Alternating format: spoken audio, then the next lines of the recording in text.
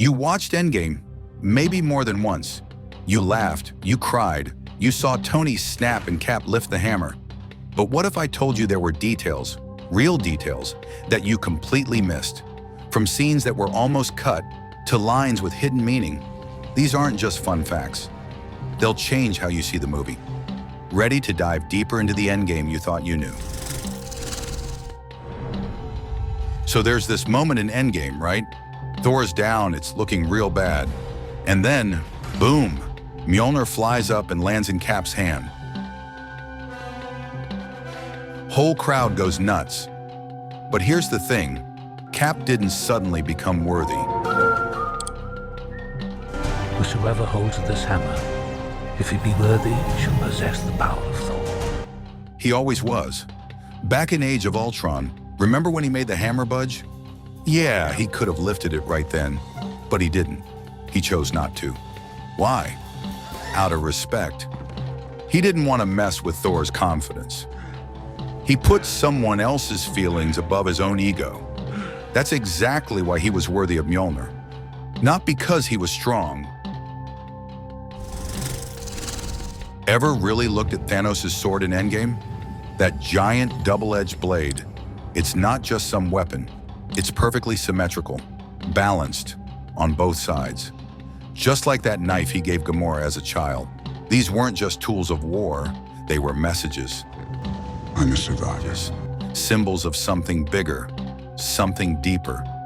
Exactly what he said in Infinity War. Perfectly balanced. This whole thing Should be. He didn't just say those words. Simply snap my fingers. He believed them. Question is, who's gonna snap their freaking fingers? Why exactly did the Hulk snap his glove? In Avengers Endgame, Hulk was chosen to wear the Infinity Gauntlet. We're good. Because he was the only one who could handle the power of all the stones. Wait. Thor wasn't in the best shape. Thor.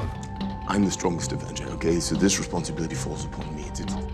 Captain Marvel also wasn't strong enough to use the gauntlet without risking her life. Only Hulk, with his radiation-filled body, seemed worthy. Even Thanos damaged his arm after snapping his fingers. Everyone else would have just died. What happened to Tony Stark would have happened to anyone else. Only the Hulk could do this.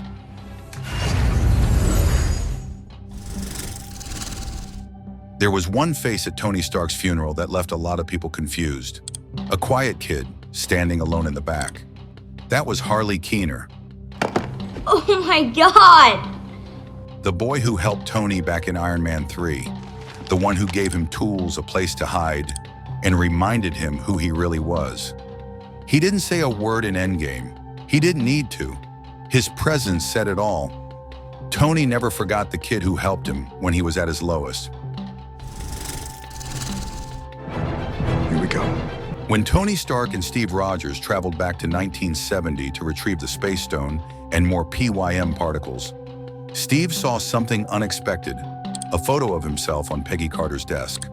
It was a clear sign that Peggy, even after all those years, still held on to his memory. Later in the film, during his fight with his younger self, the chain around his neck slips out from under his suit. It's the same compass from the first Avenger, with Peggy Carter's photo still inside. And by the end of the movie, when he returns, he's an old man.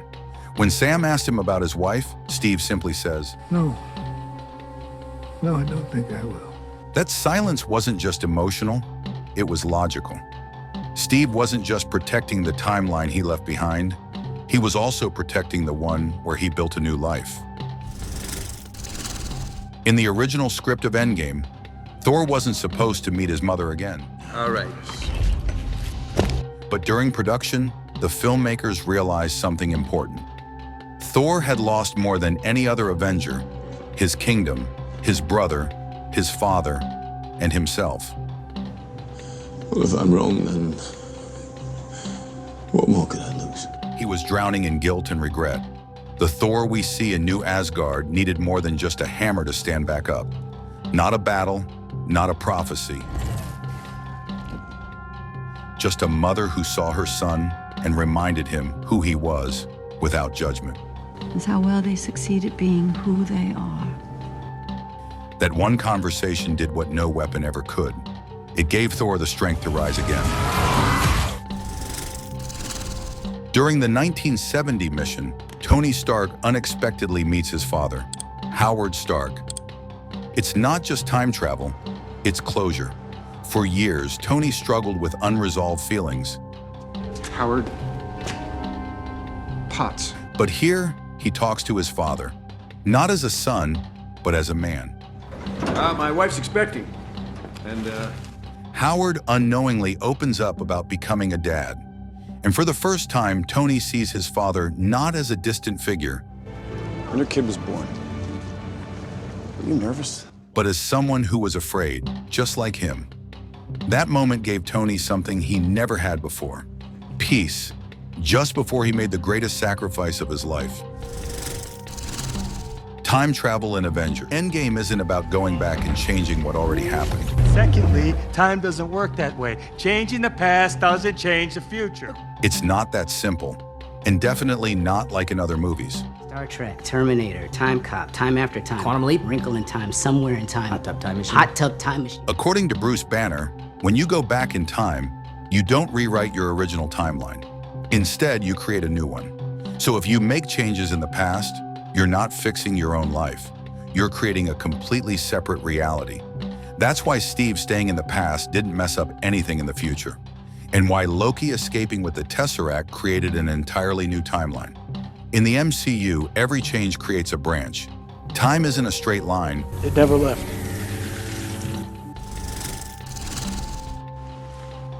I love you 3000.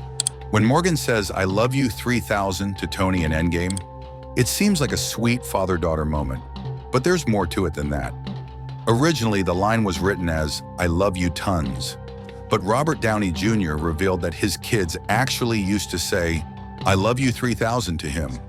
So the writers decided to change it. That line became something bigger. And here's the emotional part. Marvel used it as a way to say thank you to the fans who had watched around 3,000 minutes of the MCU leading up to Endgame. I love you 3000. Now that you know the story behind it, doesn't it hit a little differently? I love you 3000. When Steve Rogers volunteered to return the Infinity Stones, it wasn't just about returning them. You have to return the stones to the exact moment you got them. You're going to open up a bunch of nasty alternative realities. Each stone had its own rules, its own consequences. The Space Stone, it meant quietly returning the Tesseract to the SHIELD facility in 1970. No noise, no attention. The Reality Stone, it had to go back to Asgard, inside Jane Foster. The Time Stone, it had to be returned to the Ancient One, with respect at the exact moment it was taken. The Mind Stone was inside the Scepter. The Power Stone, it was stored on Morag before Star-Lord ever found it. And the Soul Stone, no map, no instructions, just Vormir. How do you return something that required a life to be taken? He walked a path only one man could follow. Thanks for watching. If you enjoyed this video, let me know what your favorite Endgame moment is and what hidden detail you think we missed. Don't forget to like, comment, and subscribe for more.